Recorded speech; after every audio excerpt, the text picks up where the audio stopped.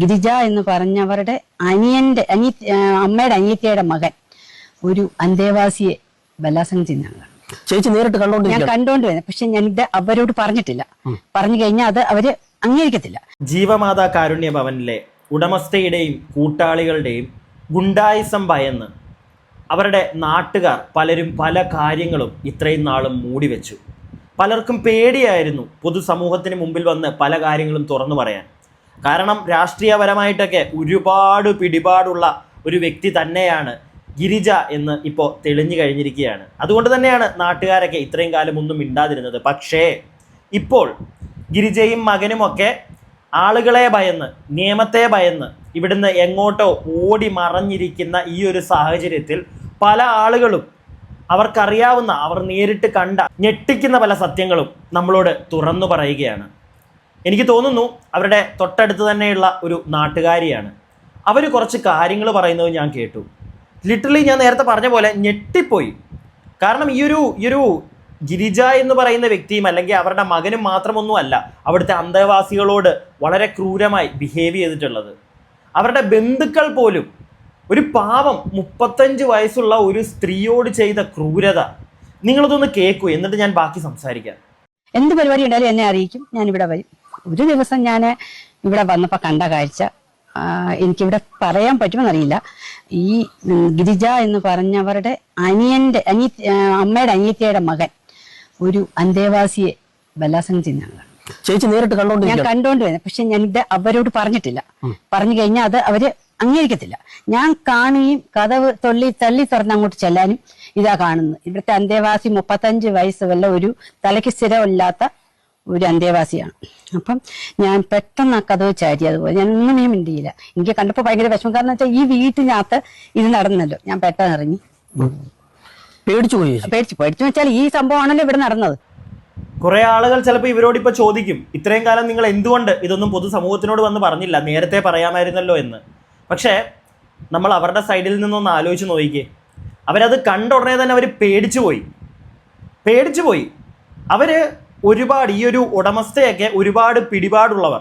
ഈ ലേഡി തന്നെ അത് പറയുന്നുണ്ട്. ഒരുപാട് എന്തിനവർ പറയുന്നു, ഇത്രയും അധികം വൃത്തികേടുകൾ അവിടെ നടന്നിട്ടും ഇപ്പോഴല്ല ഇതൊക്കെ പുറത്തു വരുന്നത്. പല നേതാക്കന്മാരും അവിടെ അവരുടെ വീട്ടിൽ ചെല്ലുന്നത് വരെ നമ്മൾ കണ്ടിട്ടുണ്ട് പല വീഡിയോകളിലൂടെയൊക്കെ. ഞാൻ പേരൊന്നും പറയുന്നില്ല, നിങ്ങൾക്കറിയാമല്ലോ. അവരൊക്കെ ചെല്ലുന്ന ഒരു വീട് ഏതെങ്കിലും നാട്ടുകാരി അല്ലെങ്കിൽ ഒരു നാട്ടുകാരൻ വന്നിട്ട് അവർക്കെതിരെ, ആ ഒരു സ്ഥാപനത്തിനെതിരെ സംസാരിക്കുമോ? അവരെന്തെങ്കിലുമൊക്കെ ഇതുപോലെ കണ്ടിട്ടുണ്ടെങ്കിൽ വന്ന് പറയാൻ പേടിക്കില്ലേ? കാരണം അവർക്കെതിരെ നാളെ അവർ ചിലപ്പോൾ അകത്ത് പോയി കിടക്കും, വേറെന്തെങ്കിലും എടുത്ത് തലയ്ക്ക് വെച്ചു കൊടുക്കും ആ ശബ്ദിക്കുന്ന ആളുകൾക്കെതിരെ.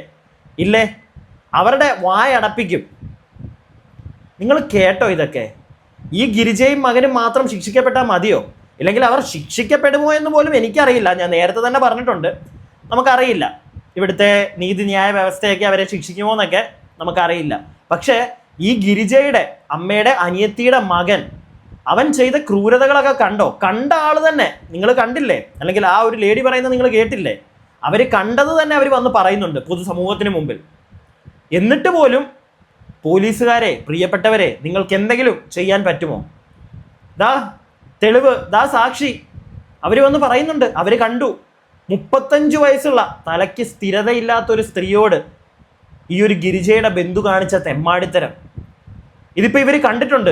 ഇവരെ പോലുള്ള ആളുകൾ കാണാത്ത, അല്ലെങ്കിൽ നമ്മളൊന്നും അറിയാത്ത എന്തോരം വൃത്തികേടുകൾ ആ ഒരു സ്ഥാപനത്തിൽ നടന്നിട്ടുണ്ടാവുമായിരിക്കും. എന്തായാലും നമുക്ക് ബാക്കി കുറച്ച് കാര്യങ്ങളും കൂടെയൊക്കെ ഒന്ന് കേൾക്കാം. ാണ് തേപ്പുപാറയെന്ന് ഒരു വസ്തു ഉണ്ടെന്ന് പറഞ്ഞ് കൊടുത്ത ഇവിടെ ഒന്നല്ല.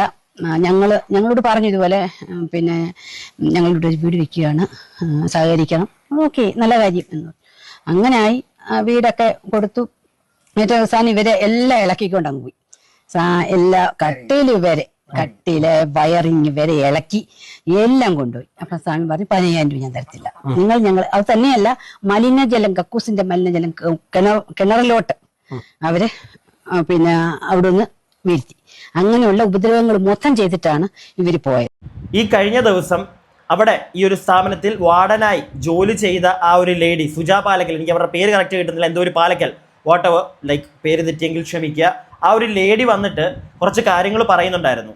അതിൽ അവർ പറഞ്ഞിരുന്ന ഒരു കാര്യമാണ്, അവിടുത്തെ ആ ഒരു കിണറിനെ പറ്റി, വൃത്തിഹീനമായി കിടക്കുന്ന ആ ഒരു കിണറിനെ പറ്റിയിട്ടൊക്കെ, ആ ഒരു കിണറിലേക്കാണ് അവിടുത്തെ കേട്ടല്ലോ നിങ്ങൾ, കക്കൂസ് ടാങ്ക് വരെ അവിടെ ഇത്രയും കാലം ജീവിച്ച ആ ഒരു മനുഷ്യർ, തലയ്ക്ക് സ്ഥിരതയില്ലാത്തവരായിട്ടും കൊച്ചു കുട്ടികളായിട്ടും ഒക്കെ ഒരുപാട് ആളുകൾ ഉണ്ടായിരുന്നു.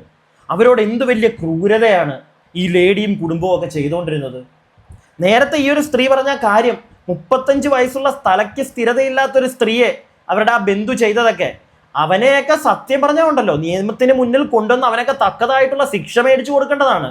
പക്ഷേ അവനൊക്കെ തക്കതായിട്ടുള്ള ശിക്ഷ കിട്ടുമോ? എൻ്റെയും ആഗ്രഹം അവനൊക്കെ നല്ല ശിക്ഷ തന്നെ കിട്ടണമെന്നാണ്. കാരണം ഇതൊക്കെ ഒരു പാഠമാണ്. ഇവിടെ അനാഥാലയങ്ങളും ഇതുപോലുള്ള ഓൾഡ് ഏജ് ഓഫനേജസും ഒക്കെ നടത്തുന്ന ഒരുപാട് ആളുകളുണ്ട്. അവർക്കൊക്കെ ഒരു താക്കീതാണ് ഇങ്ങനെയുള്ള വൃത്തികേടുകൾ ചെയ്യരുത് എന്നുള്ള രീതിയിൽ. ഇങ്ങനെയുള്ള നല്ല ഇതുപോലുള്ള വൃത്തികേടുകൾ നടക്കുന്നതല്ല കേട്ടോ, അതല്ലാതെ നല്ല നല്ല ഓഫനേജസും ഒക്കെ ഉണ്ട് ഇവിടെ. ഓഫനേജസ് ഇൻ ദ സെൻസ് ഇതുപോലുള്ള കരുണാലയം കാര്യങ്ങളും ഒക്കെ ഇഷ്ടംപോലെ ഉണ്ട്, നല്ല രീതിയിൽ നടക്കുന്ന സ്ഥാപനങ്ങളുണ്ട്. പക്ഷെ അവിടെയും ഒക്കെ ഒരിക്കലും ഒരാൾക്കും ഇങ്ങനെയുള്ള കാര്യങ്ങൾ സംഭവിക്കരുത്. എന്തെങ്കിലുമൊക്കെ അവിടെയുള്ള ആളുകളെ ചെയ്യാൻ പോലും, അവിടുത്തെ ഉദ്യോഗസ്ഥരാണെങ്കിലും ശരി, പുറത്തുനിന്നുള്ള ആളുകളാണെങ്കിലും ശരി, അവരെ എന്തെങ്കിലും ചെയ്യാൻ തന്നെ ഭയക്കണം. അങ്ങനെ ഭയക്കണമെങ്കിൽ ഇതിൻ്റെയൊക്കെ ആണി ആ ഒരു ലേഡിയും മകനും ഇതിൻ്റെ പുറകിലുള്ള, അതാ ഇപ്പം കേട്ടല്ലോ ഇവരുടെ ആ ഒരു ബന്ധുവും, ഇവനൊക്കെ അകത്ത് പോകണം. എങ്കിൽ മാത്രമേ ഇത് ഈ ഒരു സിസ്റ്റം, ലൈക്ക് ഈ എന്താണ് പ്രായമുള്ള ആളുകളെയും ഇതുപോലുള്ള കുട്ടികളെയൊക്കെ നോക്കുന്ന സ്ഥലങ്ങളിൽ കുറച്ചും കൂടി ഒരു ക്ലീൻനെസ് വരുള്ളൂ. Like cleanness in the sense physically and mentally both. ബാക്കി എന്തായാലും ഈ ഒരു സ്ത്രീ പറയുന്നത് നമുക്ക് കേൾക്കാം. രാഷ്ട്രീയം ഉണ്ടായും കൊണ്ട് ഞങ്ങൾ അവിടെ പറയുന്നത് പോലീസുകാർക്ക് കേൾക്കാൻ മനസ്സില്ലായിരുന്നു. അവള് പറയുന്നത് നിങ്ങളും ഉണ്ടായി അവര് പറയട്ടെ എന്ന് പറയും. ഇവർക്ക് ഒരുപാട് പിടിപാടുണ്ട്. ഇഷ്ടം രാഷ്ട്രീയക്കാർ തന്നെ പിടിപാടുണ്ട്. പിന്നെ അങ്ങനെ മെമ്പർമാർ, ഇപ്പൊ മെമ്പർമാർ പഞ്ചായത്ത് പ്രസിഡന്റ് എല്ലാം അവരുടെ കൈയാണ്. പഞ്ചായത്ത് 2ാം വാർഡിലല്ല 4ാം വാർഡിലെ മെമ്പർ. MLA ഇല്ലാത്ത പരിപാടിയില്ലായിരുന്നു. ചിറ്റയൻകുമാർ, ഗണേഷ് കുമാർ, ഇവരൊക്കെ ഗണേഷ് കുമാറും ഉണ്ട് ഇവിടെ. അതെ, ഇപ്പൊ അല്ല നേരത്തെ അവരാരും ഇല്ലാത്ത പരിപാടി ഇല്ല. പിന്നെ രാജീവ്, അങ്ങനെ കുറെ വമ്പന്മാര് ഇവരുടെ കയ്യിലുണ്ട്. അപ്പം നമ്മളൊക്കെ ഒന്നും പറഞ്ഞാല് കേസ് അവിടെ ഇല്ല. അദ്ദേഹത്തിന് ഒരു പരാതിയുണ്ട്. ആ പരാതിയൊക്കെ പോട്ടെ. കാര്യം അവള് വിളിച്ച് പറഞ്ഞു, വേണമെന്ന് പറഞ്ഞാൽ ഗണേഷ് കുമാറും ചിറ്റകുമാറും വലിയ ഇവിടെ കിടക്കുന്നത്. ശരി, വേണ്ടെന്ന് പറഞ്ഞു. ഞാൻ പോകുന്നു. ഞാൻ പറയാം, നീ അനുഭവിക്കും. ബ്രാഹ്മണര ഒരില കൊണ്ടുപോയാൽ അവൻ അനുഭവിച്ചിട്ടുണ്ട്, അനുഭവിക്കും. അങ്ങനെ അനുഭവിച്ചുകൊണ്ടിരിക്കുക. അപ്പൊ ഇതാണ് സംഭവം. അപ്പം ചിറ്റവും ഈ ഗണേഷ് കുമാറുമാണ് ഇവരെ സംരക്ഷിക്കുന്നത്. കേൾക്കുന്നുണ്ടല്ലോ നിങ്ങള് കഥകളൊക്കെ. ആരുടെയൊക്കെ പേരാ ഇപ്പൊ ഇവിടെ പറയുന്നതെന്ന് കേട്ടല്ലോ നിങ്ങള്. ഞാനും ഇതിലെ ഒരു വ്യക്തിയുടെ, ചിറ്റയത്തിന്റെ കാര്യം ഓക്കെ, അതല്ലാതെ പറയുന്ന മറ്റേ വ്യക്തിയുടെ പേരൊക്കെ ഞാനും ഇങ്ങനെ പറഞ്ഞു കേട്ടതാണ്. ഇവരുമായിട്ട് ചെറിയ ഹോൾഡൊക്കെ ഉണ്ടെന്ന്. പിന്നെ ആ ലേഡി പറയുന്ന കേട്ടോ, എനിക്ക് തോന്നുന്നു പോലീസുകാരോട് ഇതിനു മുമ്പ് അവർ സംസാരിച്ചപ്പോഴും അല്ലെങ്കിൽ കാര്യങ്ങൾ പറഞ്ഞപ്പോഴും പോലീസുകാർക്ക് നാട്ടുകാരോ അല്ലെങ്കിൽ ഈ ഒരു ലേഡി ബാക്കിയുള്ള നാട്ടുകാർ ആരൊക്കെയാണെന്ന് വെച്ച് കഴിഞ്ഞാൽ അവരൊന്നും പറയുന്നതൊന്നും കേൾക്കാൻ നിൽക്കുന്നില്ല. വേണ്ട, താല്പര്യമില്ല. ചേച്ചി പറയട്ടെ, ഗിരിജ മാഡം പറയട്ടെ. ഗിരിജ മാഡം പറയുന്നതാണ് എല്ലാവർക്കും വേദവാക്യം. കാരണം ഗിരിജ ഇപ്പം പോലീസുകാരെ ആണെങ്കിൽ നമുക്കൊരു പരിധിയിൽ കൂടുതൽ കുറ്റം പറയാനൊന്നും പറ്റത്തില്ല ഈ ഒരു വിഷയത്തിൽ. കാരണം മേളിൽ നിന്നുള്ള പിടിപാടുകൾ ഉണ്ടല്ലോ ഗിരിജ മാഡത്തിന്. സത്യം പറഞ്ഞാൽ രാഷ്ട്രീയം അതാണ് ഇവിടുത്തെ പല കേസുകളും തൊലച്ചു കളയുന്നത്.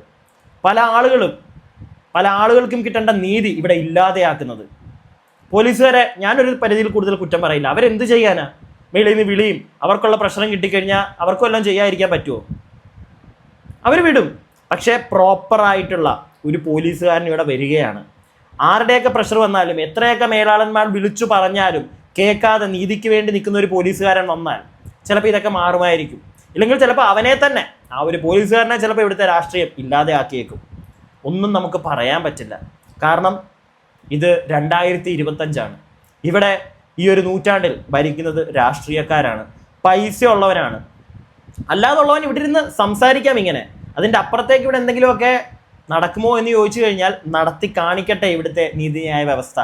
പിടിക്കട്ടെ ഈ ഗിരിജയും മകനെയും, എന്താ അവരുടെ ആ ബന്ധു ആ പയ്യനെയും, തലയ്ക്ക് സ്ഥിരതയില്ലാത്തൊരു സ്ത്രീയെ ഉപദ്രവിച്ച് സാക്ഷി വരെ പിടിക്കട്ടെ. അപ്പോൾ കൊടുക്കാം ഒരു സല്യൂട്ട്. കുറച്ച് കാര്യങ്ങളും കൂടെ നമുക്കൊന്ന് കേൾക്കാം. കല്യാണം നടന്ന ദിവസം എന്ന് പറഞ്ഞാൽ ഞങ്ങള് സാധാരണ തേപ്പാറ ഒരു ഗ്രാമപ്രദേശമാണ്. ഈ ജീവന്മാരുടെ കാര്യം കണ്ട എല്ലാ ചരിത്രങ്ങളും ഞങ്ങൾക്ക് എല്ലാം അറിയാം. ഞങ്ങളുടെ നാട്ടുകാരൊന്നും ഇടപെടാൻ പറ്റത്തില്ല, അത്ര ഭീഷണിയാണ്. ആ മോളിൽ ഭയങ്കര പിടിപാടുള്ള ആ കല്യാണ ദിവസം രാത്രി സന്ധ്യയ്ക്ക് ഞങ്ങളുടെ എന്റെ ഒരു സുഹൃത്തിന്റെ വീട്ടില് ഈ രാത്രി 6:45 7 മണിയായപ്പോ ഈ പെണ്ണു ഈ കല്യാണം കഴിഞ്ഞ കുട്ടി ആ താലിച്ചരടുമായിട്ട് ഓടി എന്റെ സുഹൃത്തിന്റെ വീട്ടിലെത്തി. എത്തിയെന്ന് പറഞ്ഞാൽ അവിടെ സിറ്റൗട്ടിൽ മഴ എന്ന് പറഞ്ഞു, ചേച്ചി എന്നെ രക്ഷിക്കണം, എന്നെ പീഡിപ്പിക്കാമെന്ന് പറഞ്ഞു. ആ വീടിന് 5 വീടിന് അപ്പുറത്താണിത്.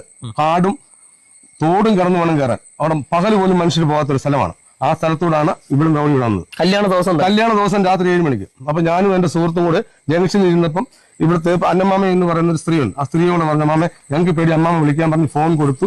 വിളിച്ചപ്പോഴേ അവിടെ നടക്കുന്ന പൂരപ്പാട്ട് മൊത്തം നമ്മൾ കേട്ടോണ്ടിരിക്കുക, ഫോൺ സ്പീക്കറായിട്ടേക്കുക. അപ്പൊ പറഞ്ഞു ഇവിടെ മകൾ ഇവിടെ എന്ന് പറഞ്ഞു. ആ അമ്പലത്തിനറിയാം, ഏത് അമ്പലം, മോനെ പൂ മോനെ എത്ര അമ്പലം ഉണ്ടാ കേരളത്തില് എന്നും പറഞ്ഞ് ഇവിടെ കെട്ടിയവനാണ് ഈ സംസാരിക്കുന്നത്. ഈ കൊച്ചിനെ കെട്ടിയവനാണ്. അവന് തുരുമ്പ് ഒളിവില്ല. അവിടെ അങ്ങ് പാർട്ടി നടക്കുക, തമിഴ് പാട്ടും മറ്റേ പാട്ടും പൂരപ്പാട്ടുകളും നടന്നുകൊണ്ടിരിക്കും. കല്യാണം കഴിഞ്ഞ ദിവസം കല്യാണ പെണ്ണ് നേരിട്ട കാര്യങ്ങളൊക്കെ നിങ്ങൾ കേട്ടല്ലോ. ഞാൻ കൂടുതലായിട്ട് അതിനെപ്പറ്റി ഒന്നും വിശദീകരിക്കാൻ പോകുന്നില്ല. ഞാൻ ഇതിനു മുമ്പ് ഒരു വീഡിയോയിൽ പറഞ്ഞു വെച്ചിട്ടുണ്ടായിരുന്നു. ഇപ്പോൾ കല്യാണം കഴിഞ്ഞ ആ ഒരു പെൺകുട്ടി ഉണ്ടല്ലോ, ആ ഒരു അന്തേവാസിയായിട്ടുള്ള പെൺകുട്ടി, ഈ ഒരു ഉടമസ്ഥയുടെ മകൻ കല്യാണം കഴിച്ച ആ ഒരു പെൺകുട്ടി, ഒരുപാട് സുഖ സൗകര്യങ്ങളിൽ ആ വീട്ടിൽ ജീവിക്കുന്ന അല്ലെങ്കിൽ ജീവിച്ചു വന്നിരുന്ന ആ ഒരു പെൺകുട്ടി ഭീഷണിപ്പെടുത്തി പേടിപ്പിച്ച് ആ പെൺകുട്ടിയെ കൂടെ നിർത്തുന്നതാണെങ്കിലോ. ഞാൻ എൻ്റെ മുന്നത്തെ ഒരു വീഡിയോയിൽ ചോദിച്ചിട്ടുണ്ടായിരുന്നു. അത് പാവം, അതിനൊന്നും പറയാൻ പറ്റില്ല. ഇപ്പം തന്നെ കണ്ടില്ലേ, അത് പറയുന്നത് കല്യാണം കഴിഞ്ഞിട്ടാണ് ആ കുട്ടി പരിപാടിയൊക്കെ നടന്നതെന്നുള്ള രീതിയിലാണ് അത് പറയുന്നത്. അതിന് മുമ്പാണെങ്കിലും ആ കുട്ടി പറയുമോ? പേടിച്ചിട്ട്. ഇപ്പം തന്നെ നാട്ടുകാർ പറയുന്ന കേൾക്കൂ നിങ്ങൾ. ഹോൾഡ് ആരൊക്കെയാണ് അവരുടെ കയ്യിൽ, അവരുടെ മുമ്പിലോ അവരുടെ പെന്നിലോ ഒക്കെ ആയിട്ടുള്ളത്. ഇതിപ്പോൾ എത്ര ദിവസം നമ്മളിപ്പോൾ സോഷ്യൽ മീഡിയ ഈ ഒരു വീഡിയോ അല്ലെങ്കിൽ ഈ ഒരു ടോപ്പിക് ഇങ്ങനെ ടേക്ക് കെയർ ചെയ്ത് ഇത്രയും സംസാരിക്കുന്നതുകൊണ്ടാണ് ഇത്രയും ആളുകളിലേക്ക് ഇത് എത്തിയത്. മനസ്സിലായില്ലേ? എന്തെങ്കിലുമൊക്കെ കുറച്ച് അന്വേഷണങ്ങൾ ഇതിൻ്റെ പുറകെ വന്നത്, അറ്റ്ലീസ്റ്റ് ആ ഒരു കേസ്, പോക്സോ എന്ന് പറയുന്ന ആ ഒരു കേസ് തന്നെ വന്നത് ഇത്രയും സോഷ്യൽ മീഡിയ ടേക്ക് ഓവർ ചെയ്തുകൊണ്ടാണ്. പക്ഷേ പ്രത്യേക വ്യക്തികൾക്കെതിരെ, ആ ഒരു മകനെതിരെയോ അമ്മയ്ക്കെതിരെയോ പ്രത്യേകിച്ച് കേസ് അവരുടെ പേരിലില്ല. നിങ്ങൾ അതുകൂടെ ഒന്ന് ആലോചിക്കണം. അവരില്ല, അവർ മുങ്ങിയ 2 പേരെ ഇതുവരെയായിട്ടും പിടിക്കാൻ കേരള പോലീസിന് പറ്റുന്നില്ല എന്ന് പറയുമ്പോൾ നിങ്ങളൊന്ന് ആലോചിച്ച് നോക്കൂ. ഇത്രയും പ്രശ്നങ്ങൾ ഇവിടെ നടക്കുമ്പോൾ ആ ഒളിച്ചോടിപ്പോയ 2 പേരെ ഒളിച്ചോടിപ്പോയി, ഒരു രീതിയിൽ ഒളിച്ചോടിപ്പോയി എന്ന് നമുക്ക് പറയാമല്ലോ. അമ്മയും മോനും കൂടെ വിട്ടു ഓടി നാട്ടിൽ നിന്ന്, പിടിക്കാൻ പറ്റുന്നില്ല. ഒന്ന് ആലോചിച്ച്. കേരള പോലീസിൻ്റെ ഒരു അനാസ്ഥ എന്നൊന്നും പറയാൻ പറ്റത്തില്ല. ഞാൻ നേരത്തെ പറഞ്ഞ കണക്ക് അവരുടെ ഗതികേട്. ചിലപ്പോൾ പിടിക്കാൻ ചെന്ന് കഴിഞ്ഞാൽ ഉണ്ടല്ലോ, വെളിയിൽ നിന്ന് വിളി വരും, വിട്ടേക്കട രണ്ടിനെ, തൊടാൻ പാടില്ല, അല്ലെങ്കിൽ അവരുടെ പുറകെ പോകണ്ട എന്നൊക്കെ ചിലപ്പോൾ വിളിച്ച് പറഞ്ഞിട്ടുണ്ടായിരിക്കാം. അതുകൊണ്ടായിരിക്കാം ചിലപ്പോൾ പോലീസുകാർ പോകാത്തത്. എന്തൊക്കെയാണെങ്കിലും ഇനി ഒരു അനാഥ മന്ദിരത്തിൽ, ഞാൻ ഈ ഒരു വിഷയമായി സംസാരിക്കുന്ന എല്ലാ വീഡിയോയിലും പറയുന്ന കാര്യം, ഇനിയും ഒരു അനാഥ മന്ദിരത്തിലും ഇങ്ങനെയുള്ള കുട്ടികൾ, ഇങ്ങനെയുള്ള പീഡനങ്ങൾ നടക്കാതിരിക്കട്ടെ. കേട്ടല്ലോ, ഈ അനാഥ മന്ദിരത്തിൽ ബലാത്സംഗം, കൊലപാതകം, എൻ്റെ പൊന്നെ ഇല്ലാത്ത ഒന്നുമില്ല. ഇങ്ങനെയൊന്നും എങ്ങും നടക്കാതിരിക്കണമെങ്കിൽ അറ്റ്ലീസ്റ്റ് ഇപ്പോൾ നടന്ന പോലെ ആ സ്ഥാപനം പൂട്ടിക്കുക. ഇനി ആ 2 ജന്തുക്കൾ, അങ്ങനെ തന്നെ വിളിക്കും, ആ 2 ജന്തുക്കൾ, അമ്മയും മകനും ഇനി ആ നാട്ടിൽ വരരുത്. എങ്ങോട്ടാന്ന് വെച്ചാൽ വല്ല ബീഹാറിലോ പഞ്ചാബിലോ എവിടാന്ന് വെച്ച് കഴിഞ്ഞാൽ പോട്ടെ, പിടിക്കണം എന്ന് എനിക്ക് ആഗ്രഹമുണ്ട്. പിടിച്ചാൽ അത്രയും നല്ലതേ. ഞാൻ എൻ്റെ അഭിപ്രായമാണ് ഈ പറഞ്ഞത്. വീഡിയോ ഇഷ്ടപ്പെടുന്നവർ ഒന്ന് ലൈക്കൊക്കെ ചെയ്യുക. നിങ്ങളുടെ അഭിപ്രായങ്ങൾ താഴെ കമൻറ്റ് ബോക്സിൽ പറയുക. സബ്സ്ക്രൈബ് ചെയ്യാതെ കാണുന്ന ഒരുപാട് ആളുകൾ കാണും. ഒന്ന് ചാനൽ സബ്സ്ക്രൈബ് ഒക്കെ ചെയ്യുക.